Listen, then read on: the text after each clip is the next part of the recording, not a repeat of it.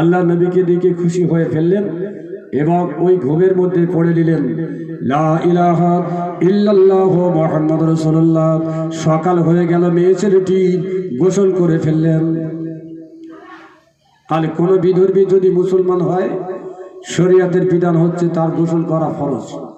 কেন বিধর্মী থাকা অবস্থায় তার পেশাবের পরে পানি নেয়নি, নাপাক কাপড়, শরীর নাপাক, সেজন্য কালমা পড়ার আগে তার গোসল করতে হয়, উযু করতে হয়, পবিত্র হতে হয়। ঠিক তদ্রূপ একটা বিধর্মী নারীকে যদি কেউ মুসলমানের ছেলে বিয়ে করে, তাহলে এখন রেজিস্ট্রি আর মাস্টারিতে সংসার করা যাচ্ছে, কিন্তু ফতোয়ায় সেটা জায়েজ না। রেজিস্ট্রি মাস্টারি যা করেন তার বিয়ে করার আগে কালমা রুদ্দ কবর পড়াতে হবে, তার আগে তার গোসল হবে, তারপরে উযু হবে, তার পোশাক পরিবর্তন হবে, তারপরে কালমা রুদ্দ কবর পড়িয়ে মুফাসসিল কালমা পড়িয়ে তবে মুসলমান করে এবার ইজাব কবুল করলে তবে বিয়ে সাব্যস্ত। কিন্তু এত মানব কেন? এত মানব কেন যে এতগুলো করতে গেলে তো ধরে ফেলবে, তাই লুকিয়ে লুকিয়ে কাজের বাড়ি গিয়ে ঝটপট করে টিপসই করে কাজ সেরে আসছে। কিন্তু এটা শরীয়ত সম্মত নয়, এর ভিতরে গোনালি আছে যুক্ত। সকাল হয়ে গেল, মেয়ে ছেলেটি গোসল করলেন, তার শরীর থেকে সুগন্ধি বার হচ্ছে। স্বামী বললেন, ওগো বিবি সাহেব, বাবা সকালে গোসল করেছে কেন, আর তোমার শরীর থেকে কেন সুগন্ধি বার হয়? বিবি বললেন, হুজুর আমি গতদিন আপনার কাছে জানতে চেয়েছিলাম, ওই যে মুসলমানেরা দলে দলে মুসলমানের বাড়ির দিকে আসছিল, আমি জিজ্ঞাসা করলাম কেন? আপনি বললেন ওদের নবী মুহাম্মদ রাসূলুল্লাহর জন্ম বৃত্তান্ত আলোচনা হবে, সেই জন্য লোকগুলো দলে দলে আসছিল। আমি আবার জিজ্ঞাসা করলাম সেটা কি? আপনি বলেন আমাদের নবী মুসা আর ওদের নবী মুসলমানদের নবী হলো মুহাম্মদ রাসূলুল্লাহ, সেই নবীর জন্য তার গুণগানের মজলিস হচ্ছে, ওই জন্য তার অনুসারীরা ওই মুসলমানের বাড়িতে হাজির। হুজুর আমি এই কথা বলেছি, রাতের বেলা পবিত্র অবস্থায় শুয়েছিলাম, মধ্যরাত্রে স্বপ্ন দেখলাম একজন লম্বা চড়া ব্যক্তি কিছু সংখ্যক মানুষ নিয়ে ওই মুসলমানটার বাড়ির দিকে যাচ্ছে। আমি ঘরের ছাদ থেকে নেমে গিয়ে তার সম্মুখে দাঁড়িয়ে বললাম, কে আপনি, কোথায় যাচ্ছেন? তিনি বলেন আমার বংশের সন্তান, তার বাড়িতে আমার গুণগান হবে, আমার আলোচনা হবে, আমি তাই ইস্তেকবাল করতে যাচ্ছি, মোবারকবাদ দিতে যাচ্ছি, ধন্যবাদ দিতে যাচ্ছি। আমি এই কথা শুনে তার নুরানি চেহারা দেখে আমি তার প্রতি কালমা পড়ে মুসলমান হয়েছি, তাই আমি সকালবেলা গোসল করেছি। স্বামী বললেন এটা অসম্ভব। বিবি বললেন হ্যাঁ, গোসল করার পরে আমি পোশাক পাল্টেছি, আমার ভিতর থেকে ওই সুন্দর একটা নুরানি খুশবু আমার ভিতর থেকে প্রবাহিত হচ্ছে। সুবহানাল্লাহ। নবীজির হাদিস আছে, কি হাদিস? আইয়ুল মারাতু খায়রুন, কোন নারীটা ভালো? আল্লাহ নবী বললেন তৈরিল মারাতু বিজাওজিহা, যে নারী তার স্বামী নামাজ জানে না, তার স্বামী শরীয়ত জানে না, সেই বিবি যদি নামাজ জানে, কোরআন জানে, শরীয়ত জানে, দিন সম্পর্কে কোনো নারী যদি তার স্বামীকে শিক্ষা দেয়, অন্যান্য নারীর মধ্যে ওই নারীটা হচ্ছে শ্রেষ্ঠ নারী। বলি সুবহানাল্লাহ। তো আমরা কোরআন পড়া মেয়ে খুঁজি, আর বাড়িতে এত কাজের চাপ দিই, কোরআনও পড়তে পারে না, নামাজ পড়তে পারে না, কিন্তু দেখাশোনার সময় সব মুরব্বিদের নিয়ে যাবো, আর কপাল পাড়ে কটা মুখস্থ আছে সব শুনবো, এগুলো ক্যাপাসিটি দিই, কিন্তু ফিরে এসে কাজের চাপে আর কোরআনও পড়ার সময় নেই, নামাজ পড়ার সময় নেই। এই তো আমাদের সমাজ। তো ওই বিবি স্বামীকে বললেন, স্বামী খুশবু তো অবাক হয়ে গেলেন, সত্যি তো তুমি মুসলমান হয়েছে, আমাকে না বলে বলছে হ্যাঁ মুসলমান হয়ে গেছে। তাহলে আমি যদি মুসলমান হই, বিবি বলছেন তোমাকে তাহলে গোসল করতে হবে। বিবি গোসল করতে বললেন, স্বামী গোসল করে ফেলল, আর বিবি পড়িয়ে দিল লা ইলাহা ইল্লাল্লাহু মুহাম্মাদুর রাসূলুল্লাহ। হযরত জালালউদ্দিন সুয়ুতী ঘটনা লিখে জামিউল জাওয়াজের মধ্যে তিনি এই ঘটনা লিখে বলছেন, নবী পাক সাল্লাল্লাহু আলাইহি সাল্লামের 12 তারিখের জন্ম বৃত্তান্তের কথা যারা জানতে আসছিল, তাদের দেখে একটা বিধর্মীকে আল্লাহ পাক কালমা নসিব করে মুসলমান বানিয়ে দিয়েছে। তাহলে জালালউদ্দিন সুয়ুতী কিতাবে দলিল দিলেন 12 তারিখে নবী দিবস করা নাজায়েজ না, বেদাত না, কিতাবেই আছে। আমরা শুধু চাঁদা দেওয়ার ভয়তে ফতোয়া দিচ্ছি, এগুলো সাহাবীরা করেছিল, নবীরা করেছিল, সারা জীবন নবী দিবসের বিপক্ষে মত দিয়ে গেছে, সারা জীবন জি, কিন্তু মরে যাওয়ার 3 দিন আগে না 5 দিন আগে কলকাতায় প্রেস ক্লাবে এসে বক্তৃতা দিলেন, সারা বিশ্বের মধ্যে যদি সব থেকে শ্রেষ্ঠ ব্যক্তি থাকেন তিনি হচ্ছেন মোহাম্মদ রাসূলুল্লাহ সাল্লাল্লাহু আলাইহি ওয়াসাল্লাম। সব পেপারের প্রথম পৃষ্ঠায় ফটো ছেপেছিল, ইনি হচ্ছেন বর্ধমানের গোলাম মুর্তজা।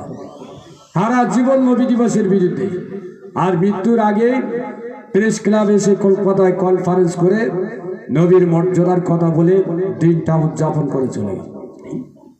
এগুলো তো সমাজের কথা জি। তো সেই জন্য আমরা যারা নবী দিবস করি, ফুরফুরা সিলসিলার মানুষ, হানাফি মুজাবের মানুষ, আমরা যারা নবী দিবস করি, আমাদের যত আপনারা বিরোধী করেন, ফতোয়া দেন, আর যুবক বন্ধু যারা নতুন করে উদ্যোগ হয়ে নবী দিবস করছেন, এদের কানের কাছে যত ফুসফুসনি, যত গুজগুজুরি দেবেন, এরা কিছুতেই মানবে না জি, কিছুতেই মানবে না জি। তাই অনুরোধ করব, মানুষকে খাওয়া না দিতে পারেন, খাওয়া দেওয়ার সুন্নাত, মেহমানদারির সুন্নাত, তবে খাওয়া দিতে গিয়ে দেনা করে খাওয়া দিতে হয়, দোকানদার গালাগালি দেবে, এরকম পয়সা খাওয়ার দরকার নেই। কি প্রয়োজন হয় খেজুর দেবেন, খেজুর প্রয়োজন হয় 1 কিলো খেজুর কিনে করবেন, তবু রসুলের শানে কায়েম থাকবে। সৌদি সরকার 40 বছর পর্যন্ত সৌদিতে নাচ গান বাজনা, মেয়েদের বেপর্দা হয়ে চলা, মদ খাওয়া, সব কিছু শরীয়ত দৃষ্টান্তে হারাম রেখেছিল। 5 বছর আগে বর্তমান যিনি বাদশার ছেলে মিস্টার মোহাম্মদ বিন সালমান, ইনি বললেন 12 রবিউল আউয়াল তারিখ নবীজি পৃথিবীতে এসেছেন, রাষ্ট্রীয়ভাবে নবী দিবসের স্মরণে 15 দিন পর্যন্ত মক্কা এবং মদিনায় সরকারিভাবে ছুটি থাকবে। এই একটা ভালো কাজ করেছে জি। বাকি কি করেছেন? বাকি ক্ষতি করেছে। মেয়ে ছেলেরা বল খেলতে পারবে তার জন্য স্টেডিয়াম, মেয়ে ছেলেরা রাত 10টা 11টা 12টায় বারে যেতে পারে, বার বোঝেন, যেখানে অশ্লীলভাবে নাচ গান হয়, মেয়েরা মদ খায়, বেটা ছেলেও থাকে, মেয়ে ছেলে থাকে। এই সৌদি সরকার এটা চালু করেছে। আবার যুক্তি দিচ্ছে, জমিনে মদ খাওয়া আল্লাহ হারাম করেছে, কেউ যদি যুবতী নারী নিয়ে আর প্লেন চড়ে প্লেনের মধ্যে মদ খায় ফুর্তি করে, তাহলে ওখানে শরীয়তের হুকুম চলবে না, ওটা চলবে। কি কত বড় নির্বেদ, আলেমরা মেনে নেবেছি। হ্যাঁ, মাটির তলাও মদ খাওয়া যেমন নিষেধ, জমিনের উপরে নিষেধ, জমিনের উপরেও নিষেধ। আর ইনি যুক্তি দিচ্ছে প্লেনে ফুর্তি চলবে, মদ চলবে, শুধু চলবে না জমিনে জি। তো এভাবেই বহু খারাপ কাজ করেছেন। একটা কাজ ভালো করেছে, রাষ্ট্রীয় ছুটি হিসাবে 12 তারিখে নবী দিবস উপলক্ষে সৌদিতে ছুটি দিয়েছেন। কাতার বলে একটা দেশ আছে, মুসলমান রাষ্ট্র, কাতার। কাতারের রাজধানী হচ্ছে দোহা। এদিনই জোর করে বম্বিং করলো জি ইসরায়েল। তো এই কাতারে 1 মাস নবী দিবস উপলক্ষে ছুটি। কাতারে 1 মাস নবী দিবস উপলক্ষে ছুটি। আর আমরা বলছি সারা বছর হচ্ছে, প্রত্যেক দিন হচ্ছে, কাওয়ালির মতো হচ্ছে, এইসব বিভিন্ন ধরনের কথাবার্তা কটূক্তি হচ্ছে। আল্লাহ আমাদের হেফাজত করেন। সবাই বলুন আল্লাহুম্মা আমিন। উচ্চবাজে দুরূদ শরীফ, আল্লাহুম্মা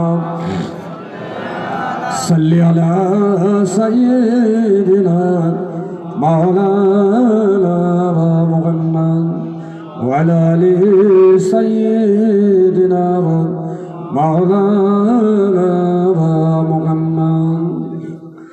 তো আমরা করি, উপকারটা কি আছে, ফজিলতটা জানতে হবে, তাহলে আমাদের সুবিধা হবে। যারা আসছে একটু আসার বসার একটু জায়গা করে দেবেন জি। এই দিকটা ছোট ছোট বাচ্চারা আছে, একটু এগিয়ে গিয়ে এইদিকে আসেন। যারা আসছেন পিছন দিকে না বসে আমার বাম দিকে ভালো বসার জায়গা আছে, আসুন জি।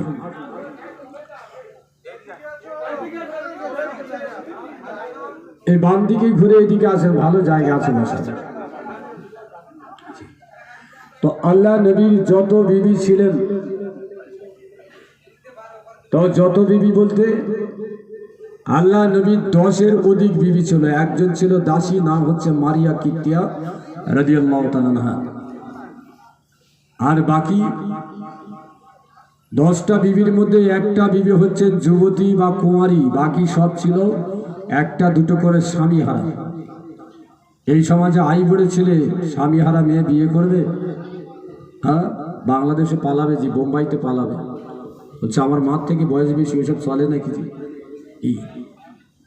স্বামী হারা নারী, বেওয়া নারীকে রাসূলুল্লাহ সমাজে বৈধতা দিয়ে গেছেন।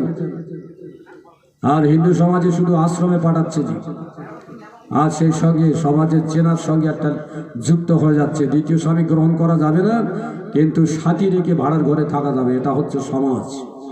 তো নবী পাক সাল্লাল্লাহু আলাইহি ওয়াসাল্লাম তার একাধিক বিয়ে, এই বিবির নাম হচ্ছে আম্মাজান আয়েশা রাদিয়াল্লাহু তাআলা আনহা। এনার বয়স যখন 6 বছর ছিল তখন নবীজি বিয়ে করেছিলেন। আপনারা বলবেন এটা কি অসম্ভব, 6 বছরের নারী বিয়ে? সার্বিকা কিতাবে আছে আন্নাল মারাতু মাস্তাহিয়াতান বিতিসি সেদিনা ওয়াইন কানা আজিমুল জুসাতান। যদি কোনো মেয়ে ছেলের শরীরটা খুব মোটা সোটা হয়, সুস্বাস্থ্য হয়, সে 9 বছর বয়সে বিয়ে করে শ্বশুরবাড়ি যেতে পারে, ঘর সংসার করতে পারে। বহুবার পেপারে ফটো দেওয়া হচ্ছে, প্যালেস্টাইনে মেয়েদের বাচ্চা কাচ্চা হয়েছে, কারো 4টে, কারো 5টা 6টা পেপারে দিয়েছি। তাহলে একদিকে বম্পিং করে মারা হচ্ছে, আর অপরদিকে আল্লাহ পাক ওই মুসলমান ঘরে 3টে 4টে 5টা পর্যন্ত বাচ্চা দিচ্ছে। তো তাতে একটা মেয়ের ফটো দিয়েছিল, তার বয়স হচ্ছে 9 বছর, কিন্তু স্বাস্থ্য তার অত্যন্ত বেশি। তাহলে আমরা এই ভাত খাওয়া লোক, আমাদের রোগাটাবা শরীর, কিন্তু কলকাতার দিকে যারা রুটি খায়, পরোটা খায়, গোস্ত খায়, তাদের শরীর আরো সুস্বাস্থ্য। অন্যান্য দেশের মানুষ আরো সুস্বাস্থ্য, আফ্রিকার দেশের মানুষ আরো সুস্বাস্থ্য। তাহলে 6 বছরে বিয়ে হওয়া শরীয়ত সম্মত, 9 বছর শ্বশুর বাড়ি যাওয়া শরীয়ত সম্মত। আর যেসব নারী পাতলা, দুর্বল, রোগা, তাদের 12 বছরে তাদের বয়স হলে তারা সাবালিকা, আর 9 বছরে মেয়ে সাবালিকা। বেটা ছেলের বয়স হচ্ছে 15 বছর, তবে হচ্ছে সাবাল্য। তাহলে 6 বছরে বিয়ে হলো, 9 বছরে মদিনায় শ্বশুর বাড়ি গেলেন। আম্মাজান আয়েশা নিজের বাপের বাড়ি থেকে কিছু মাটির ঘোড়া, মাটির পাত্র নিয়ে গেছেন মদিনায়। আমাদের বাড়ির বাচ্চা কাচ্চারা এখন প্লাস্টিক, ফাইবারের জিনিস খেলে। তো হাওড়া জেলা যাবেন, দেখবেন প্রতি বাড়ি ছোট ছোট ঘোড়া আছে। কোনো জানদার প্রাণী রাখা শরীয়ত সম্মত না। তো ওরা রাখি কেন? বলছে রাসূলুল্লাহ ঘোড়া চড়েছিল, দুলদুল সেই ঘোড়া, আর হযরতে হোসাইন যে ঘোড়া চড়ে কারবালা শহীদ হয়েছিল সেই ঘোড়া। আচ্ছা, এটা মেনে নেওয়া যায়? কারবালার ঘোড়া কি মরে যায়নি? আর রাসূলুল্লাহ দুলদুল কি মরেনি? তো এইভাবেই মানতে গিয়ে শিরকের পর্যায়ে চলে যায়। কিন্তু আমাদের 24 পরগনায় এইভাবে বাড়িতে ঘোড়া থাকে না। কিন্তু যাদের পয়সা হচ্ছে, শোক এসে দেখবেন ভেলভেটের মাছ আছে, ভেলভেট সাজাচ্ছে ভালো ময়ূর পাখি দিয়ে, হরিণ দিয়ে। তো এইগুলো শরীয়তে চলে না। যে ঘরে থাকে রহমতের ফেরেশতা আসে না। আগে মাটির কর্তির ভাঁড় ছিল, এখন কিন্তু মাছের কর্তির ভাঁড় আছে, ঝুলিয়ে রাখছে, এটা চলে না। তো আল্লাহ নবী বিবি আম্মাজান আয়েশা এক সময় ওই মাটির পাত্র নিয়ে খেলাধুলা করছেন। নবীজি পিছন দিক থেকে এসে দেখে বলছেন, মা হাজিল আসিয়া ওই আয়েশা, এগুলো কি? তো আম্মাজান আয়েশা মুখ তুলে দেখে হেসে ফেলে বললেন, হাজি মালাবাতুন, এগুলো আমার খেলার সাথী, মক্কায় থেকে নিয়ে এসেছি। মদিনায় একলা থাকবো, আমার তো বাচ্চা কাচ্চা কিছু নেই, তা আমি এদের সাথে খেলাধুলা করবো। তাহলে বয়স কত? 9 বছর। দিল্লির বুকে একটা নারী, তার নাম হলো নূপুর শর্মা, বিজেপির নেত্রী। 5 বছর আগে কি বলল? মোহাম্মদ হলো নারী পিপাসিত ব্যক্তি, যে 6 বছরের নারী থেকে 60 বছরের নারীকে বিয়ে করেছে, এবং অনেক বিয়ে করেছে। তারা ভারতবর্ষ, কাশ্মীর তোলপাড় হয়ে গেল, গুলি চলল। আমি ডায়েরিতে নোট করে গেছি, 360 জন মানুষকে গুলি করে মারা হয়েছে আফগানিস্তান, আর সেই সঙ্গে আমাদের কাশ্মীরে। কেন? নবীর শানে এই বাজে কথা চলবে না। আজকে যে হেডিংটা লেখা আছে আই লাভ মোহাম্মদ, সারা ভারতবর্ষে তোলপাড় চলছে। হ্যাঁ, জয় শ্রীরাম না বললে মেরে দিচ্ছে। আমরা কিন্তু মারার জন্য আই লাভ মোহাম্মদ ব্যবহার করিনি। একটা নবী দিবসের গেটে আই লাভ মোহাম্মদ লেখা ছিল, উত্তরপ্রদেশে পুলিশ গিয়ে খুলে দিল। জলসা কমিটির যত সদস্য ছিল এফআইআর করলো, কেন আই লাভ মোহাম্মদ বলা যাবে না। তোমরা যদি জয় শ্রীরাম বাধ্য করো, তাহলে আমরা আই লাভ মোহাম্মদ লিখেছি, অসুবিধা কোথায়? তাই যুব সমাজ আজকের উদ্বুদ্ধ হয়েছে। কলকাতায় মিটিং চলছে, মিছিল চলছে, সারা ভারতবর্ষে এভাবে মিছিল চলছে। আমরা নবীকে ভালোবাসি, শহীদ হব, জান কোরবান করব, কিন্তু আমরা নবী মোহাম্মদকে ছাড়বো না। সুবহানাল্লাহ। এভাবে সব একটু জেগে গেছে। এর ভিতরে আবার কিছু লোকের কুটকুট করছে যে এসব চলে, এ হাদিসে আছে। হ্যাঁ, নবীর নাম মুছে দিতে চাচ্ছে, এর জন্য আবার আপনি হাদিস থেকে দলিল বার করবেন? এর জন্য দলিল বার করবেন যে নবীর নাম মুছে দিতে চাচ্ছে? তো যাক, এই নূপুর শর্মা আন্দোলনের পরে বিজেপি এর যে পদ দিয়েছিল সেই নেত্রী পদ থেকে একে বরখাস্ত করা হচ্ছে, কিন্তু সাসপেন্ড করা হয়নি। তো ইনি নবীর শানে এই কথা বললেন। যারা উচ্চ মাধ্যমিক পড়েছেন, বিয়ে পড়েছেন, উচ্চ মাধ্যমিক সহমরণ বলে একটা ঘটনা আছে। ঈশ্বরচন্দ্র বিদ্যাসাগর লিখছেন, কৌলিন্য প্রথা 5 বছরের নারী থেকে 80 বছরের নারী পর্যন্ত ও কৌলিন সম্প্রদায়ের মানুষরা বিয়ে করতেন। এদের বিবির সংখ্যা 90 থেকে 100 পর্যন্ত। অর্থাৎ 10টা বউ বেশি না 100 বউ বেশি। হ্যাঁ, কিন্তু ওগুলো চেপে রেখে দিয়ে শুধু নবীর 10টা, এটাই ওদের মাথা পাগল হয়ে গেল। জি, কিন্তু আল্লাহর নবী যে একের অধিক বিয়ে করেছিলেন খুশি ভোগ করার জন্য না, বড় বড় বংশের নেতারা তারা নবীর শত্রু ছিল, সেই বংশের নারী বিয়ে করলে তারা ইসলাম গ্রহণ করবে, শত্রুতা কমবে, আল্লাহর নির্দেশে তিনি বিয়ে করেছিলেন বলে সুবহানাল্লাহ। আবু সুফিয়ান কুরাইশের নেতা, তার বেটির নাম ছিল রমলা, পরবর্তী নাম হলো উম্মে হাবিবা। এনার উবাইদুল্লাহ বলে একজন ব্যক্তির সাথে বিয়ে হয়েছিল, একটা বাচ্চা হয়েছিল, তার নাম ছিল হাবিবা। স্বামী স্ত্রী পালিয়ে গেলেন আবিসিনিয়ায়, আফ্রিকায়। স্বামী আবার মোরতাদ হয়ে মারা গেল। উনি নামাজের পার্টিতে বসে কাঁদছে, আল্লাহ আমি যতদিন বাঁচবো আমি বিয়ে করবো না, তবে যদি আপনার নবী বিয়ে করতে চায় আমি রাজি আছি। নামাজে আল্লাহ দোয়া কবুল হলো। জিবরাইলকে পাঠিয়ে দিলেন নবীজির কাছে। নবী আছেন মদিনায়, আর হযরতে উম্মে হাবিবা আছেন কোথায়? আফ্রিকায়। হযরত জিবরাইল বলেন, ইয়া রাসূলুল্লাহ, আপনার জন্য আল্লাহ একটা পাত্রী ঠিক করে, আপনি বিয়ে করবেন? রাসূল বলেন, আল্লাহ পাক ঠিক করেছেন, আমি রাজি আছি। জিবরাইল মারফত বিয়ে হয়ে গেল উম্মে হাবিবার সঙ্গে। রাসূলুল্লাহর বিয়ে হওয়ার পরে ওই আবু সুফিয়ান 21 বছর পর্যন্ত দুশমনি করেছিল। আবু সুফিয়ানের বিবি হিন্দা দুশমনি করেছিল। ফতে মক্কার পরে তারপরে ঈমান গ্রহণ করেছিলেন। সেই জন্য হাদিস পাকে এসেছে, রাসূল পাক নিজে তিনি ফুর্তি আনন্দ করার জন্য অনেক বিয়ে করেননি, আল্লাহর নির্দেশে তিনি বিয়ে করেছিলেন। সেই নারী একটা দুটো স্বামী হারার নারী।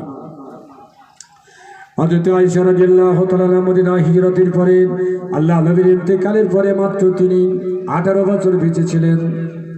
তো মা আয়েশা এক সময় আল্লাহ নবীর হাসি খুশি অবস্থা দেখে তিনি বলেছিলেন, আল্লাহর নবী, আমি আপনার প্রিয় বিবি আয়েশা আপনার কাছে একটু আবেদন করছি, নবী আপনি আমার জন্য কি একটু খাস করে দোয়া করবেন?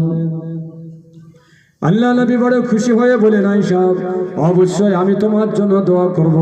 তো নবী বসেছেন, মা আয়েশা আল্লাহ নবীর ডান দিকে বসেছেন। আল্লাহ নবী দুটো হাত তুলেছেন, রাসূলুল্লাহর বিবি দুটো হাত তুলেছেন। আল্লাহ পাকের রাসূল দোয়া করছেন, আল্লাহ আমার বিবির আয়েশার সারা জীবনের গুনাহগুলো ক্ষমা করে দিন। আমার বিবি আগামী যে গুনাহ করবে সেই গুনাহ থেকে হেফাজত করবেন। তার জীবনের ছোট গুনাহগুলো ক্ষমা করুন, বড় গুনাহগুলো ক্ষমা করে দিন। জানা যদি গুনাহ করে ক্ষমা করে দিন, অজান্তে যদি কিছু গুনাহ করে ক্ষমা করে দিন। আম্মা জান আয়েশা আমিন আমিন বলছেন। আল্লাহ নবী এইভাবে দোয়া করে হাতটা নামিয়ে নিয়েছেন। মা আয়েশা হাতটা নামিয়েছেন। রাসূল বলেন, গো আয়েশা আমার দোয়াটা তোমার কেমন লাগলো বলো? আম্মা জান আয়েশা বলে, ইয়া রাসূলুল্লাহ, জীবনে যতদিন যত দোয়া করেছেন দোয়া শুনেছি, এত ভালো দোয়া আমি কোনোদিন পাইনি। আমার জানটা ভরে গেছে, আমার হৃদয়টা ভরে গেছে। আল্লাহর নবী আমি অত্যন্ত খুশি হয়েছি। আমার জীবনের গুনাহ ক্ষমার জন্য আপনি আল্লাহর কাছে দোয়া চেয়েছেন। সুবহানাল্লাহ। আরে কিছু মুফতি সাহেব বাজারে আছে, নবী নামাজ পড়ে দোয়া করতেন না, তোমরা করবে না? আরে তোদের যদি প্যারালাইসিস থাকে করতে হবে না। জি, আমরা তো প্যারালাইসিস রুগী না। আল্লাহর কাছে চাওয়া আমাদের অভ্যাস আছে। ফতোয়ার কিতাবে এসেছে, লে কুল্লি দাওয়াতিন রাফা ইয়াদাইহি মুস্তাহাব্বাতুন, প্রত্যেক দোয়াতে হাত তুলে করা হলো মুস্তাহাব। বলেন সুবহানাল্লাহ।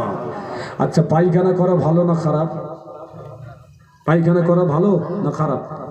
আর বেশি হলে খারাপ, ডায়রিয়া হয়ে যাবে। তো জি, আর সুস্বাস্থ্যের জন্য পায়খানা করতে হবে। পায়খানা করলে হজম হবে না, ব্যায়াম হবে। জি, আর পায়খানা যেতে গেলে হাতে যদি আংটি থাকে, আল্লাহ লেখা থাকলে খুলে ফেলতে হবে।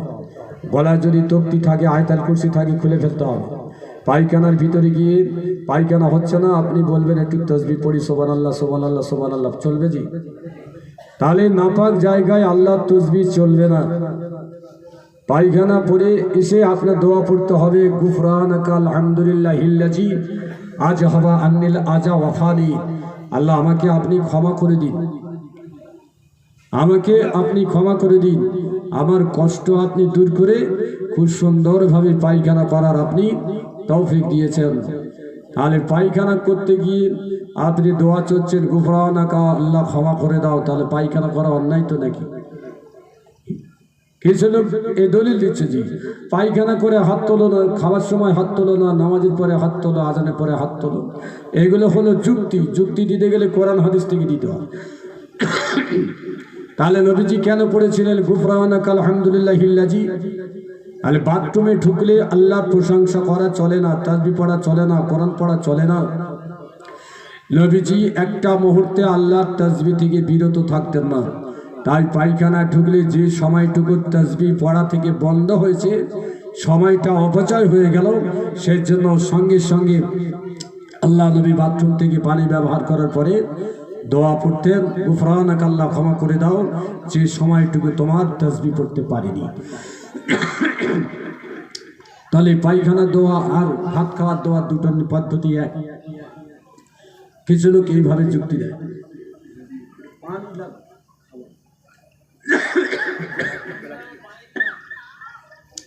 তো আমি ফিরে যাচ্ছি। আম্মা জান আয়েশা বলেন, আপনার দোয়া আমার প্রাণ ভরে গেছে। আল্লাহ নবী বলেন, আয়েশা, আমি সারাদিনে 5 বার নামাজ পড়ে, রাতে তাহাজ্জুদ নামাজ পড়ে, আজকে তোমার জন্য যে দোয়া করেছি আয়েশা, এই দোয়া তোমার কাছে প্রিয় হয়েছে, অন্তর ভরে গেছে। কিন্তু জেনে রেখে দাও আয়েশা, আমি 5 বার নামাজ পড়ি, তাহাজ্জুদ নামাজ পড়ি, এমন কোনো নামাজের পরে আমার গুনাহগার উম্মতের জন্য আমি হাত তুলি না। যেমন আমি তোমার জন্য দোয়া চেয়েছি, আমি আমার গুনাহগার উম্মতের জন্য আল্লাহর কাছে জাহান্নাম থেকে বাঁচার জন্য ঠিক তদ্রূপ আমি দোয়া করে থাকি। সুবহানাল্লাহ। তাহলে নবী আমাদের জন্য দোয়া করে গেলেন। নবীর জন্য দোয়া করার সময় কখন বলেন? হ্যাঁ, যেসব ভাইরা 100 টাকা চাঁদা দিতে গিয়ে বলছে কি দরকার, ছোট করে ছেড়ে দাও, 500 বাতাসানে ছেড়ে দাও, এইসব কথা বলছে। জি, যত লোক বেশি হবে তত কমিটির নেকি তত বাড়বে। জি, যত লোক বেশি হবে কমিটির নেকি তত বাড়বে। খাওয়াটার ব্যাপার আলাদা, যে যেমন পারবে ইন্তজাম করবে। জি, তাহলে এটা নেকির মজলিস, গোলামাপের মজলিস, একটা বন্ধুত্বের মজলিস। আজ এই বিভিন্ন জায়গার মানুষ এসে এক জায়গায় বসেছে, একটা সম্পর্কের মজলিস। তো নবী আমাদের জন্য দোয়া করেছেন, আমরা নবীর জন্য কখন দোয়া করছি? এই জায়গা হলো সেই নবীর জন্য। আমি আরেকটু হাদিসের টুকরা আপনাদের কাছে বলবো। দরুদ শরীফ, আল্লাহুম্মা সাইয়্যিদিনা মাওলানা মুহাম্মদ ওয়া আলা আলি সাইয়্যিদিনা মাওলানা মুহাম্মদ ওয়া আলা বাজার গফারি রাদিয়াল্লাহু তাআলা আনহু قال رسول الله صلى الله عليه وسلم يا أبا جر لأن تغض فتعلم آيات من كتاب الله خير لك أن تصلي 100 ركعة يا أبا جر لأن تغض فتعلم آيات أبواب من العلم خير لك أن تصلي 100,000 ركعة عمل به يا ولم يعمل به। তবলিগ নেশাবের ভিতরে হাদিসটি আছে। জি, ফাজাইলে ইলমের মধ্যে হাদিসটি লিখেছেন। তিরমিজি শরীফে হাদিস পাকটি আছে। মেশকাত শরীফে কিতাবুল ইলমের মধ্যে হাদিসটি আছে। আল্লাহ নবী প্রিয় সাহাবী আবু যার গাফারিকে বলছেন, ইয়া আবু যার লিয়ান তাগুদ্দা ফাতালামা আয়াতুম মিনাল কিতাব। হে আবু যার, সকাল সন্ধ্যায় আল্লাহর কোরআন থেকে যদি একটা আয়াত তুমি পাঠ করো, খায়রুল লাকা আন তুসাল্লি 100 রাকাতিন, 100 রাকাত নফল নামাজ অপেক্ষা একটা আয়াত যদি সকাল সন্ধ্যায় পড়ো, সেটাই হচ্ছে উত্তম। বলুন সুবহানাল্লাহ। রোজার মাসে দেখি অনেক লোক ইতিকাফে থাকে না জি, কিন্তু এমন লোকে ধরে রাখা হয়, সে তসবিহ পড়তে জানে না, কোরআন পড়তে জানে না, তাকে রাখা হচ্ছে। ওই বেচারা কি করবে? কলম পেপার নিয়ে বসে বসে সময় কাটাচ্ছে। তাহলে ইতিকাফ থাকতে থাকতে কলম পেপার পড়া যাবে? হয় ঘুমাও, নয় কোরআন পড়ো, নয় তসবিহ পড়ো, নয় জিকির করো। এটাই হচ্ছে ইতিকাফের নিয়ম। কিন্তু মসজিদের চাতালে বসে ঠ্যাং ছড়িয়ে কলম পেপার পড়ছে। আপনারই কেন হয় না? কিন্তু আমি নাম বললে আত্মীয়তার সূত্রে ধরে ফেলবেন যে হ্যাঁ ওখানে হয়। তো আবু যার গাফারিকে বললেন একটা আয়াত পড়া 100 রাকাত নামাজ অপেক্ষা উত্তম। এরপরে বলছেন ইয়া বাজার লিয়ান তাগুদ ফাতালাবান আবু আবু মিনাল ইলমিন খায়রুল লাকান তুসাল্লি মিয়াতাল ফারাকাতিন। ও আবু যার, সকাল সন্ধ্যায় যদি শরীয়তের কিছু বিদ্যা চর্চা করো, জ্ঞান অর্জন করো, 1000 রাকাত নফল নামাজ পড়া অপেক্ষা উত্তম। বলুন সুবহানাল্লাহ। তাহলে একটা আয়াত পড়লে 100 রাকাত, আর কোরআন হাদিসের মজলিস আলোচনা করলে 1,00,000 রাকাত নামাজের সওয়াব আল্লাহ পাক দান করবেন। বলি সুবহানাল্লাহ। আর এখানে কি গজল হয়, এখানে কি কাওয়ালি হবে, না কোরআন হাদিস হবে? জি। তাহলে যেসব বন্ধুরা বলে হাদিসে নেই, কোরআনে নেই, একটু বুদ্ধি খাটিয়ে কথা বলতে হবে তো। জি, একটু বুদ্ধি খাটিয়ে কথা বলতে হবে। তাহলে এটা কোরআন হাদিসের মজলিস, খাস করে রাসূলুল্লাহ শানে মজলিস। ঈসা আলী সাহেব, বরপীর সাহেব, খাজা সাহেব, দাদা হুজুর, মাদ্রাসার জলসা, ওসব বক্তৃতা ও জলসা আলাদা। আর নবীর শানে এ জলসা, এর গুরুত্ব মর্যাদা হচ্ছে আলাদা। এরপরে বললেন আমেলা বিহি আওলাম ইয়ামাল বিহি, সেই বিদ্যা চর্চা শোনার পরে আমল করুক অথবা না করুক। তাহলে বিদ্যা চর্চা করার 1000 রাকাত নামাজের থেকে সওয়াব বেশি।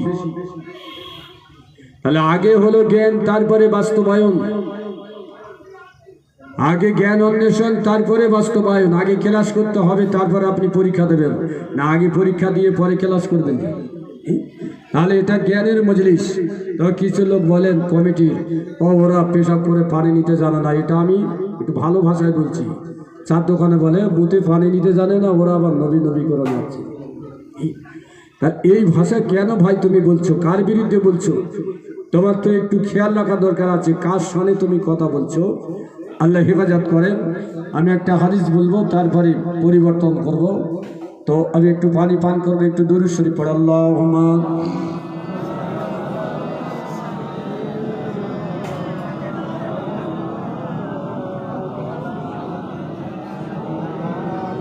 ওয়ালা আলি সাইয়্যিদিনা মাওলানা মুহাম্মদ।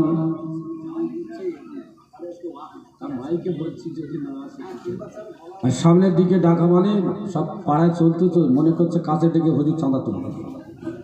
কিন্তু এই ঢালিপাড়ার জলসার একটা বৈশিষ্ট্য আছে, নিজেরা জন লড়িয়ে পয়সা দেয়, কারো কাছে হাত পাতে না। যে ক বছর হচ্ছে কোনোদিন চাঁদা তুলছে বলতে পারবে? হ্যাঁ, এখানে হয়েছে ওই পিছনের। তো সেই জন্য জায়গা আছে বসুন। চাঁদা তোলার ভয়তে আপনারা ভয় করছেন যে না, এ একটা বৈশিষ্ট্য আছে, চাঁদা তোলা হয় না। তো সেই জন্য ভয়ের কোনো কারণ, একটু মিলে মিলে বসেন। হুজুরকে আজিম দোয়া করবেন। তো হযরতে মুসা আলাইহিস সালাম আল্লাহর কাছে তিনি দোয়া চাচ্ছেন। আল্লাহ, ওগল্লাহ আমি মুসা কালিমুল্লাহ আপনার কাছে জানতে চাই, যখন কোন মুমিন ব্যক্তি আপনাকে আল্লাহ বলে ডাকেন, আপনি তার ডাকের জবাবটা কেমন দিয়ে থাকেন? আল্লাহ পাক বলেন, মুসা, যখন কোন মুমিন ব্যক্তি আমাকে আল্লাহ বলে ডাকেন, আমি তার ডাকের জবাবটা একবার লাব্বাইক বলে আদায় দিয়ে থাকি। সুবহানাল্লাহ। লাব্বাইক মানে কি? লাব্বাইক মানে হাজির আছে, উপস্থিত। স্কুলে আমরা ছোটবেলা বলতাম প্রেজেন্ট স্যার, আর মাদ্রাসায় গিয়ে যখন নাম ডাকতো বলতে হতো হাজির। কিন্তু হাজিরের থেকে লাব্বাইক শব্দের মর্যাদাটা বেশি। আমি একটু বাড়িয়ে বলছি কেন? ভলেয়া গ্রামে হাজির সাহেবের সংখ্যা বেশি, ওমরাকারীর সংখ্যা বেশি। সরকার 2 নম্বরই করেছে বলে কিছু হাজি কম হয়ে যাচ্ছে। 1.5 লক্ষ টাকায় হজ হয়েছে 13 সালে, 2100 রিয়াল ফেরত পেয়েছে। 2100 রিয়াল, তাহলে টাকার মান হিসাবে তখন 2100 রিয়াল মানে 48,000 টাকা। আমি হজে গিয়েছি 15 সালে, 1,85,000 টাকা খরচা। আমারও 2100 রিয়াল ফেরত দিয়েছিল। তৎকালীন টাকার বাজার হিসাবে আমি পেয়েছি প্রায় 52,000 টাকা মতো। আর এখন আপনার 4.5 লাখ টাকা, 4,30,000 খরচা হবে, একটা পয়সা সরকার ফেরত দেবে। তাহলে ওখানে যতদিন খাবেন থাকবেন খরচা, এই দমদম পর্যন্ত গেলে বাস ভাড়া, ফের বাড়ি অনুষ্ঠান করলে খরচা। এই যে 6 লাখ 7 লাখ টাকা খরচা হয়ে যাচ্ছে। অনেকে নিয়ত আছে কিন্তু টাকাটা জোগাড় করতে পারছে না। সেই সঙ্গে বিজেপি সরকার 20 সালে একটা আইন পাশ করেছে, সেটা আপনারা জানেন না। লকডাউন ছিল, 19-20তে লকডাউন। বিজেপি সরকার পার্লামেন্টে আইন পাশ করলো, যারা হজ করতে যাবে তাদের কমপক্ষে 20% ট্যাক্স দিতে হবে। তাহলে 20% মানে লাখে কত? 20,000। তাহলে 4.5 লাখ খরচা হলে কত হবে? 90,000 টাকা পশ্চিমবঙ্গ সরকার পাবে না কেন্দ্র সরকার? কেন্দ্র সরকার। আর আমাদের লোক বোঝে না, বলছে এই দাম বাড়াচ্ছে যত পশ্চিমবঙ্গ সরকারের। তো হজ কমিটি তো কেন্দ্রেজি, রাজ্য সরকার এখানে কোনো ক্ষমতা নেই।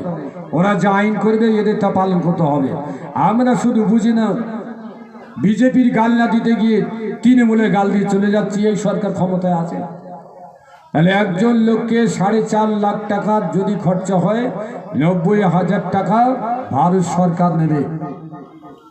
কিন্তু গঙ্গাসাগরে মেলা যখন হয়, এই কোচবিহার আমাদের এদিকে উত্তরপ্রদেশ, মধ্যপ্রদেশ, রাজস্থান, গুজরাট, মহারাষ্ট্র, সারা ভারত থেকে ওইসব ন্যাংটা বাবা, ঝোলা বাবা সব আসে না, পোশাক টোশাক কিচ্ছু নেই। আবার ওই গোড়ায় আবার লোহার সব বাঁধা আছে। তো এই বাবাদের যাবতীয় খরচা, ট্রেন খরচা, খাওয়া খরচা, এদের আবার 5 লাখ টাকা করে বিমা আছে। কোনো বাবা যদি মরে যায়, পশ্চিমবঙ্গের সরকার 5 লাখ টাকা দেবে, কি এই বাবাদের বিমা।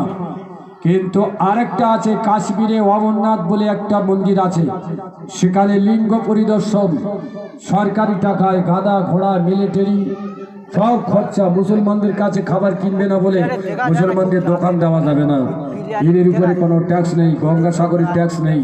আপনি হজ করতে যাবেন, জমি বেচে আপনি 20% ট্যাক্স দিতে হবে। তা এটা একটা রাষ্ট্রের জুলুম। এই খরচা দিতে পারছে না বলে আজ আমাদের হজের সংখ্যা কম হয়ে যাচ্ছে। তবু আমাদের হাটপুকুর অঞ্চলে ভলে গ্রামের হাজির সংখ্যা বেশি। আল্লাহ, আমরা সবাই দোয়া করব, আল্লাহ পাক আরও যেন বেশি বেশি করে আমাদের আত্মীয় স্বজনকে হজে যাওয়ার তৌফিক দান করেন। সবাই বলুন আল্লাহুম্মা আমিন। কিছু লোক পিছন দিক থেকে বলছে হজে গেলে হুজুরের দাওয়াত হবে নাকি? হ্যাঁ, ও হজে গেলে আমাদের দাওয়াত করবে, দেওয়ার জন্য লাভ তো নাকি?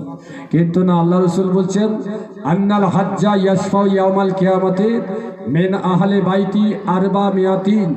একটা হাজির সাহেব আখিরাতের মাঠে আল্লাহ তার অনুমতি দেবেন, পারমিশন দেবেন, 400 জন ব্যক্তিকে তার আত্মীয় স্বজনের ভিতর থেকে বাছাই করে নিয়ে 400 জন সাথী নিয়ে আল্লাহ জান্নাতে যাওয়ার অনুমতি দেবেন। বলি সুবহানাল্লাহ। কে জমি বিক্রি করে গেছে, কে লড়াই করে, কে বাপের দেয়নি, ভাত দেয়নি, মার দেয়নি, ও বিচার হবে আলাদা। কিন্তু একজন হাজির বিনিময় আল্লাহ পাক কতজনকে জান্নাত দেবেন, তার সংখ্যা হচ্ছে 400 জন। তাহলে যত হাজি বাড়বে তত জান্নাতের সংখ্যা বাড়বে। বলি সুবহানাল্লাহ। এবার আমি ফিরে আসি, কেন এত বকবক করলাম? আল্লাহ পাক হযরত ইব্রাহিম আলাইহিস সালামের উপরে হজ ফরজ করেছিলেন। قال الله تعالى في كتاب مبين وعجل بالناس بالحج ও ইব্রাহিম, তোমার প্রতি হজ ফরজ করেছি, তুমি সারা পৃথিবীর মানুষদিগকে ঘোষণা দাও আমি আল্লাহ হজ ফরজ করে দিয়েছি। ইব্রাহিম নবী মিশর থেকে প্যালেস্টাইন, মিশর থেকে মক্কা ভূমিতে এসে দেখছেন কাবার চারিদিকে পাহাড় আর পাহাড়, জনবসতি কম। তিনি কোবাইস পাহাড়ে উঠে বললেন, আল্লাহ আমার এই শব্দ কে শুনবে? আল্লাহ পাক বলেন, তোমার দায়িত্ব হলো চিৎকার করা, আমার দায়িত্ব হলো পৌঁছে দেওয়ার, আমি পৌঁছে দেব। হাদিস পাকে এসেছে। ইব্রাহিম নবী বলেন, পৃথিবীর বুকের মানুষ, তোমাদের প্রতি হজ ফরজ করা হয়েছে। যারা পৃথিবীতে এই শব্দ শুনেছেন, জিবরাইল মারফত জানের কানে পৌঁছে দিয়েছে যে যতবার লাব্বাইক বলেছেন ততবার কাবায় যেতে হবে। আমাদের আত্মাগুলো আলেমে আরওয়াতে ছিল, আল্লাহ পাক ওই আলেমে আরওয়াতে পৌঁছে দিয়েছেন। কিয়ামত পর্যন্ত যত বান্দা বান্দি আসবে, ওই আত্মার ভিতর থেকে যে যতবার লাব্বাইক বলেছেন ততবার তার খানা কাবায় আল্লাহ পাক হাজির করাবেন। বলেন সুবহানাল্লাহ। তো এই লাব্বাইক শব্দ হাজির সাহেব গম কাবায় গিয়ে দুটো কাপড় পরতে হয়, একে বলা হচ্ছে ইহরাম। অনেকে বলে কাফনের কাপড়, না, ঠিক না। ইহরামের কাপড়ের মর্যাদা আছে। এই দুটো কাপড় পরে নিয়ত করতে হয়, আর একটা দোয়া পড়তে হয় কমপক্ষে 3 বার, একে বলা হচ্ছে তালবিয়া। লাব্বাইক আল্লাহুম্মা লাব্বাইক, লাব্বাইক লা শারীকা লাকা লাব্বাইক, ইন্নাল হামদা ওয়ান নি'মাতা লাকা ওয়াল মুলক লা শারীকা লাক। এই কমপক্ষে 3 বার পড়তে হবে। কেউ যদি কাপড় পরে না পড়ে তার একটা দম দিতে হবে, কাফারা দিতে হবে। তাহলে মায়ের গর্ভে থাকতে, পৃথিবী থাকতে, আলেমে আরওয়া থাকতে হযরত ইব্রাহিম নবীর শব্দ শুনে লাব্বাইক বলেছিলেন। এই ইহরাম পরার পরে কাবার সম্মুখে হাজির হয়ে হাজির সাহেবরা বললেন, লাব্বাইক আল্লাহ, তোমার দরবারে আমি হাজির আছি, বলে সুবহানাল্লাহ। তাহলে লাব্বাইক হাজির মানে উপস্থিত, আর লাব্বাইক মানে উপস্থিত। লাব্বাইকের ভিতরে এতগুলো ইতিহাস লুকিয়ে আছে।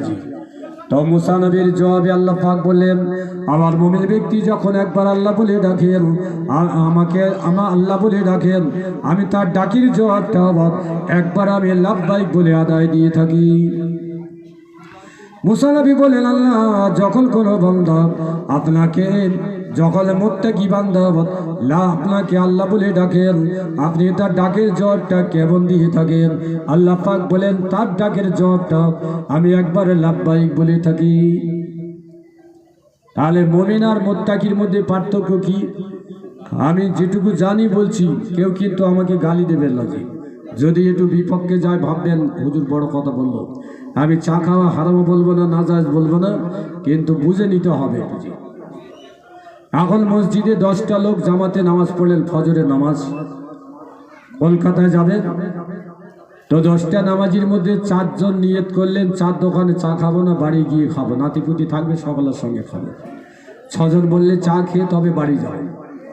4 দোকানে চা খেতে গেল, 10 জন আসলো ভ্যানওয়ালা, টোটোওয়ালা, 10 জন আসলে চাষের কাজে, 4 জন আসলো কলকাতা যাওয়া লোক। এই 20 জন একটা দোকানে ভিড়ভাট্টা যখন করছে, চাওয়ালা বলছে একটু অপেক্ষা করো, আমি তো এত চা একসঙ্গে বানাতে পারবো না, তোমরা একটু বসো, আমি আস্তে আস্তে দেবো। এমন সময় একটা টিভি ছেড়ে দিল। তাহলে দেশের সংবাদ জানার জন্য নিষেধ নেই, কিন্তু ন্যাংটা মেয়ে, মাথায় কাপড় নেই, গায়ে কাপড় নেই, এইরকম নারী যদি খবর পড়ে, তাহলে এই নামাজিদের জন্য ওই নারীটা দেখা তাকওয়ার খেলাফ। চা খাওয়া নিষেধ নয়, চার দোকানে যাওয়া নিষেধ নয়, ওই বেহায়া নারীটার দিকে দেখাটাই হচ্ছে তাকওয়ার খেলাফ। তাহলে 10 জন সব মুসাল্লি নামাজি, 4 জন হলো মুত্তাকি যারা বেহায়া নারীকে দেখেনি, আর 6 জন নামাজি দেখেছে, এরা নামাজি মুসাল্লি, কিন্তু এই 6 জন মুত্তাকি না। আমি কি 4 দোকানে চা খেতে বারণ করলাম? এখন তো সব ইউটিউবের ব্যাপার, কেটে কেটে সব সর্বনাশ করে ফেলছে। তাহলে মুত্তাকির ডাকে লাব্বাইক, মুমিনের ডাকে লাব্বাইক। এবার মুসা নবী বলছেন, আল্লাহ পাক যখন কোনো গুনাহগার ব্যক্তি আপনাকে আল্লাহ বলে ডাকেন, তার ডাকের জবাবটা আপনি কেমন দিয়ে থাকেন? আল্লাহ পাক বলেন, ও মুসা, যখন কোনো গুনাহগার ব্যক্তি আমাকে আল্লাহ বলে ডাকে, আমি আল্লাহ পাক তাকে রহমত থেকে দূর করতে পারি না। ওই গুনাহগারের ডাকে আমি 3 বার লাব্বাইক বলে থাকি। সুবহানাল্লাহ। আমি মাওলানা সাহেব জি 5 পয়সা দেবো না, একটা গরিব লোক 10 টাকা দেবে জি, তাহলে আমার থেকে গরিব লোকটা ভালো না আমি ভালো? হ্যাঁ, আমার যদি মসজিদ থেকে চাঁদা চাই 100 টাকার বেশি দেবো না জি। আর এমন অনেক বান্দা আছে 1000 টাকা দিয়ে দিচ্ছে নবীর মহব্বতে জি। তাহলে আমি এলেমের দিক থেকে বড় হতে পারি জি, কিন্তু আমলের দিক থেকে ওই লোকটা বড় যে 1000 টাকা দিবে, ওই লোকটা বড়। তো মুসা নবী এবার সেজদায় পড়েছেন। গুনাহগারের ডাকে 3 বার সাড়া দেবেন, মুমিন মুত্তাকির ডাকে একবার। আল্লাহ পাক বলেন, ও মুসা, কেন তুমি সেজদায় পড়েছো? মুসা নবী বলেন, আল্লাহ মুমিনের ডাকে একবার সাড়া দিলেন, মুত্তাকির ডাকে একবার সাড়া দিলেন। কোরআন পাকে আছে, আল্লাহু ওয়ালিউল মুমিনিন, আল্লাহ পাক হলেন মুমিনের বন্ধু। কোরআন পাকে এসেছে, ইন্না আক্রামাকুম ইনদাল্লাহি আতকাকুম, আল্লাহর কাছে মুমিন অপেক্ষা, মুসল্লি অপেক্ষা, মুসলমান অপেক্ষা আল্লাহর কাছে সম্মানিত ব্যক্তি হলো মুত্তাকি। আল্লাহ মুত্তাকি আপনার ডাকে সাড়া দিলেন একবার, আর মুমিনের ডাকে সাড়া দিলেন একবার। গুনাহগারের ডাকে কেন 3 বার সাড়া দিলেন? আল্লাহ পাক বলেন, ও মুসা, আমার দরবারে যখন গুনাহগার আল্লাহ বলে ডাকে, আমি রহমান রহিম, ওই গুনাহগারদেরকে আমি তাড়িয়ে দিতে পারি না। এই মুত্তাকি ডাকে ঈমানের উপরে, তাকওয়ার উপরে নির্ভর করে মুত্তাকি ডাকে, আর মুমিন ডাকে ঈমানের উপরে নির্ভর করে। কিন্তু যখন গুনাহগার ব্যক্তি আমাকে আল্লাহ বলে ডাকে, আমি আল্লাহ পাক ওই গুনাহগারকে আমি রহমত দিয়ে ভরে দিই। সে আমার রহমতের আশা নিয়ে ডাকে, তাই তার ডাকে সাড়াটা তিনবার লাব্বাইক বলে আমি আদায় করে থাকি। সুবহানাল্লাহ। তাহলে গুনাহগার যখন আমাকে ডাকে, আমার রহমতের আশা নিয়ে ডাকি, তাই আমি তিনবার ডাকে সাড়া দিই।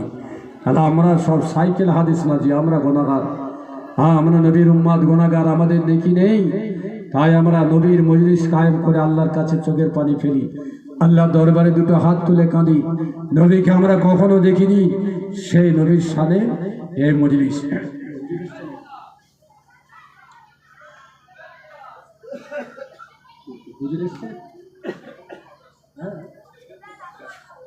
দুরূদ শরীফ। আল্লাহুম্মা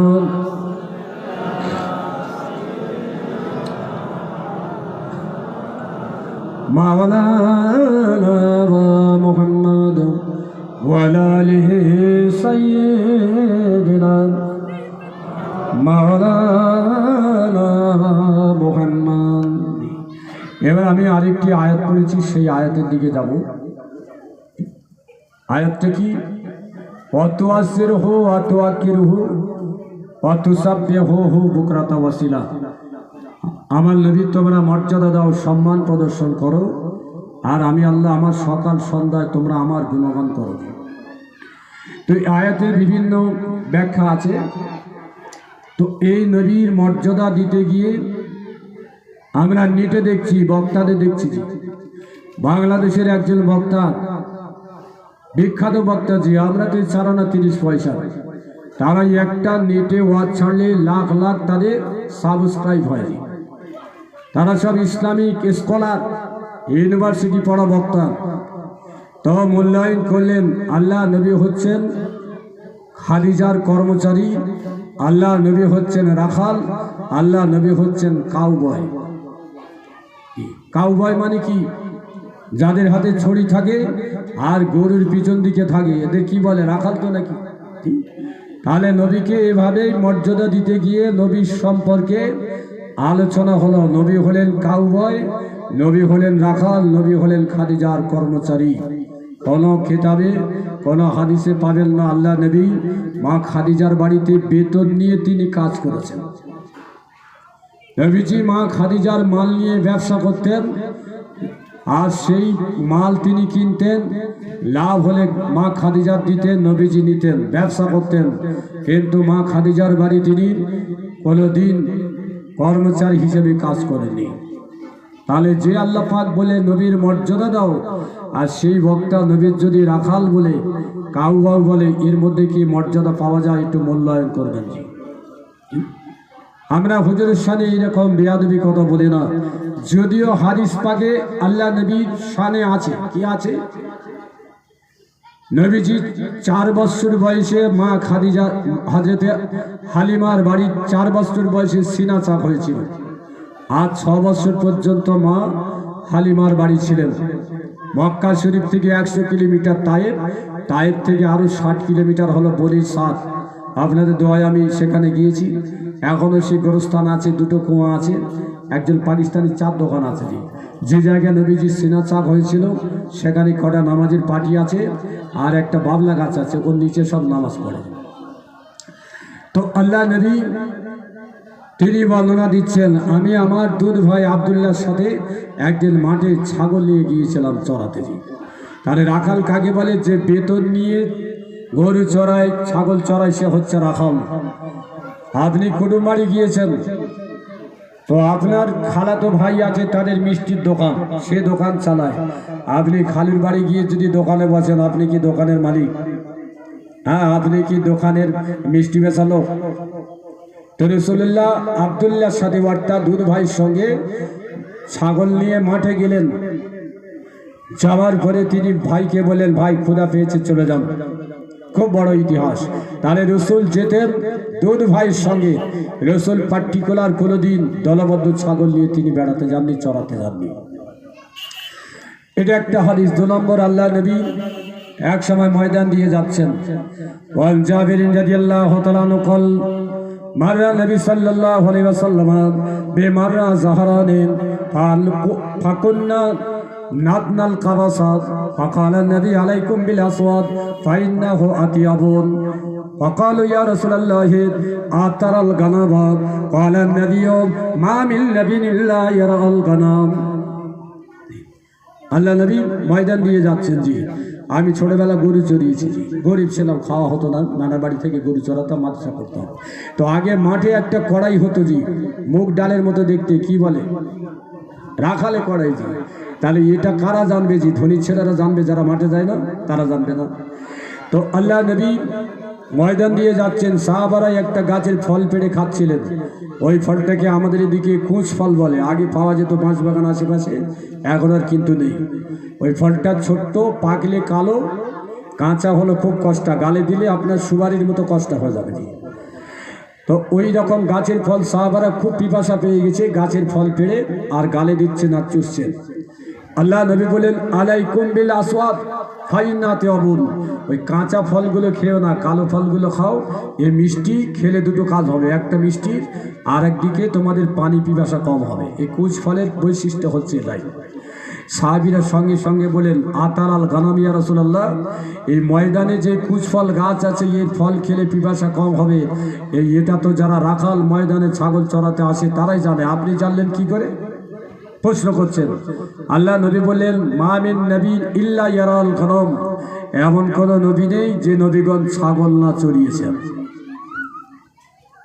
তা আরবের বুকে এখন শায়েক প্রথা আছে যে শায়েক প্রথা মানে কি এক একটা ধনী ব্যক্তি তার অধীনে 500-700 ছাগল থাকবে দুম্বা থাকবে 100-200 উট থাকবে বাংলাদেশি ভারতীয় শ্রীলঙ্কার লোক তারা মাইনে নিয়ে ওইগুলো ময়দানে চড়াবে তাহলে যে মালিকের অধীনে ছাগল থাকে 100 ওই মালিক রাখাল হবে না যারা ছাগল চড়ায় তারা রাখাল হবে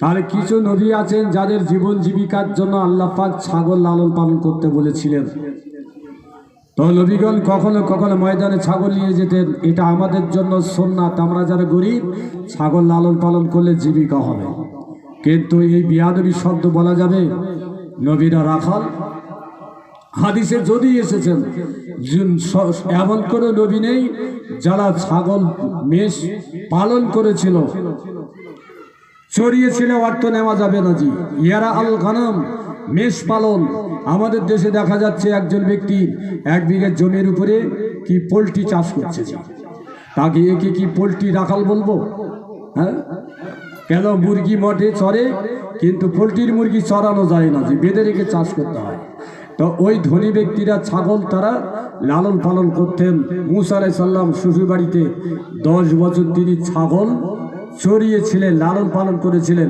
এটা ছিল আল্লাহর নির্দেশ কিন্তু মুসা নবীকে আপনি রাখাল বলতে পারবেন না তাহলে নবীকে বলা হচ্ছে কাউবয় আরবের বুকে গরু ছিল না তাহলে রাসূল কিভাবে রাখাল হলেন গরু রাখাল হলেন তো এই রকম শব্দ আজকে আলেম সমাজে নবীর প্রশংসা করতে গিয়ে এই মুখ দিয়ে বার করছে জি তো আমি এ প্রসঙ্গে দুটো ছোট্ট হাদিস বলবো একটা অনেকের জানা একটা কিন্তু জানা নেই হযরত মুসা আলাইহিস সালাতু ওয়াস সালামকে আল্লাহ পাক বললেন ও নবী মুসা কালিমুল্লাহ আমি তোমাকে কেন কালিমুল্লাহ হিসাবে নির্বাচন করেছি আমি আল্লাহ পাক হাজার হাজার নবী আমি পৃথিবীতে পাঠিয়েছি কিন্তু তোমাকে ডেকে কেন তুর পাহাড়ে কথা বলেছি কালিমুল্লাহ উপাধি দিয়েছি তুমি কি জানো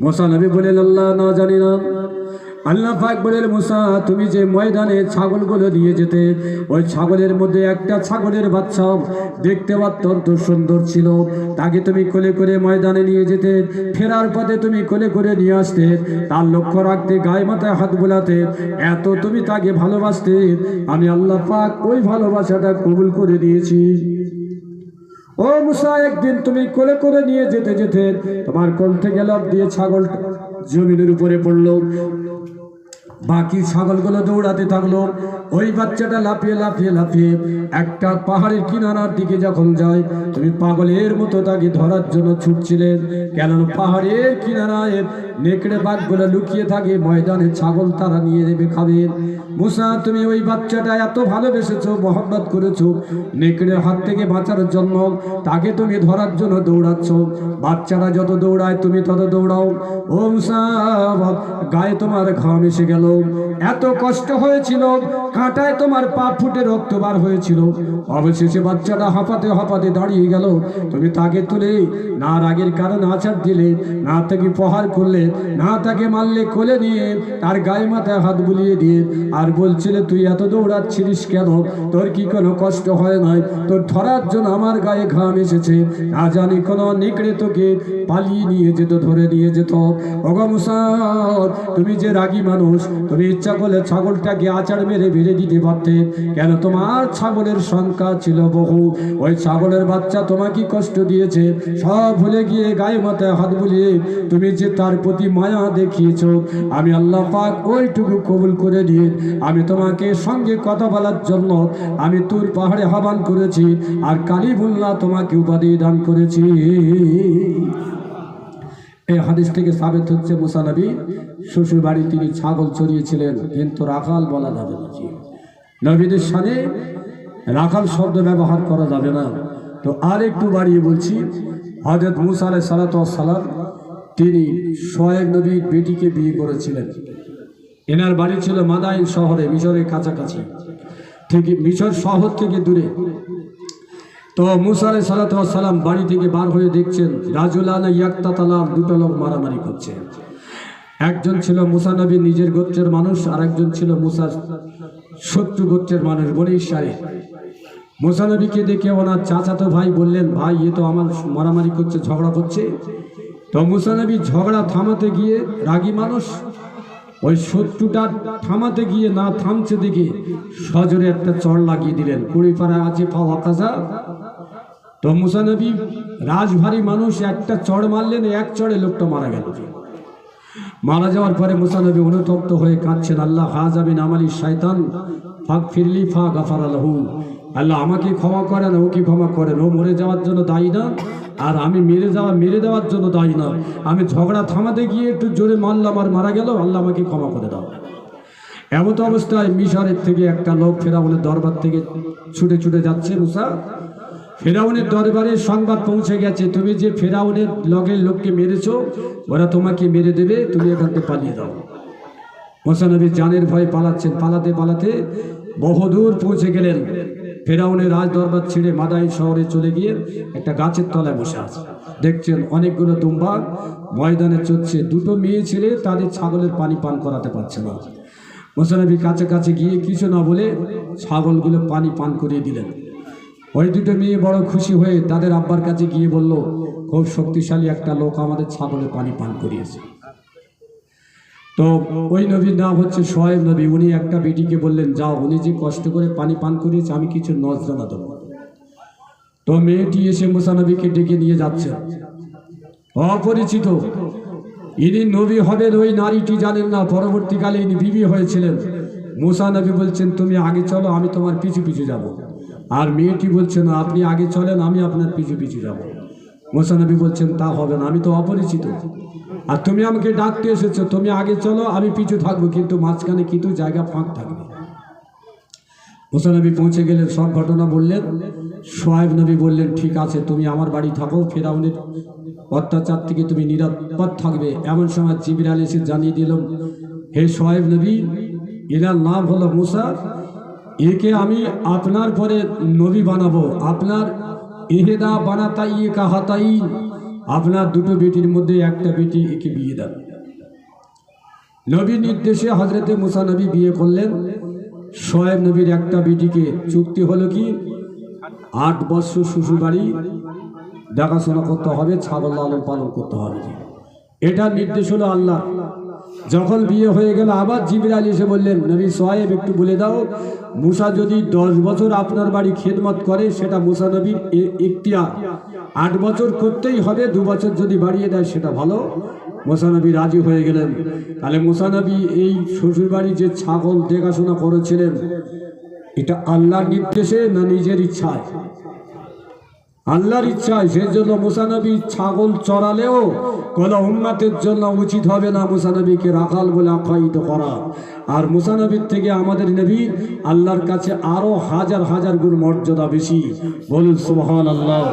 সেই নবীকে রাখাল বলা আমাদের মুখে মানাবে না। হ্যাঁ, হযরত মুসা আলাইহিস সালামের বিয়ের বয়স যখন 6 বছর হয়ে গেল, শুআয়ব আলাইহিস সালাম আল্লাহর কাছে হাত তুলে বলছেন, আল্লাহ ইনি তো আমার জামাই, বিয়ের পরে কিছুই দিতে পারেনি, 6 বছর কেবল খাটছে আর খাটছে।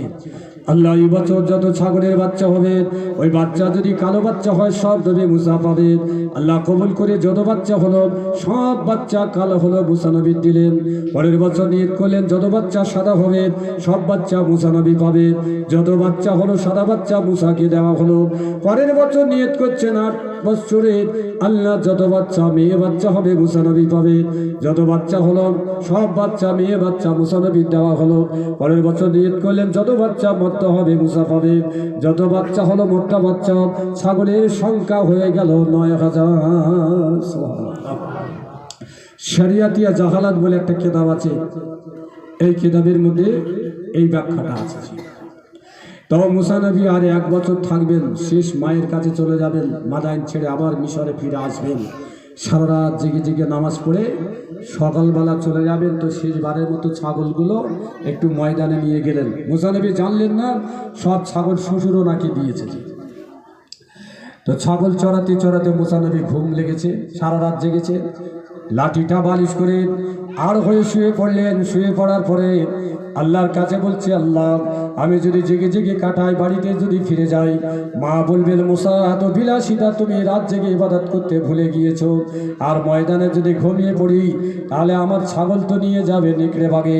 আল্লাহ আমি তাওয়াক্কাল করছি আপনার উপরে, আপনি একটু আমার ছাগলগুলো পাহারা দেবেন। তাহলে আল্লাহকে কি বলবেন? মুসা নবীর পাহারা দিচ্ছে ছাগল, কি বলবেন? জি ঈমান নষ্ট হয়ে যাবে। এটা হলো তাওয়াক্কাল। হযরত মুসা সন্ধ্যার কাছাকাছি ঘুমটা ভেঙে গেল। ঘুম থেকে উঠে হতচকিত হয়ে গেল, চিন্তিত আমার ছাগলগুলো ঠিক আছে কিনা। প্রত্যেকদিন একটা দুটো নেকড়ে বাঘ নিয়ে চলে যায়, আজ আমার ছাগলগুলো সঠিক আছে কিনা। হাতে লাঠিটা দিয়ে খুঁজছেন আর ঘুরছেন ছাগলের মধ্যে। 200, 500, 100 করে ছাগল আছে, আর দেখা গেল একটা করে নেকড়ে বাঘ মাথা নিচু করে বসে আছে। হযরত মুসা আলাইহিস সালাম সেটা লুটিয়ে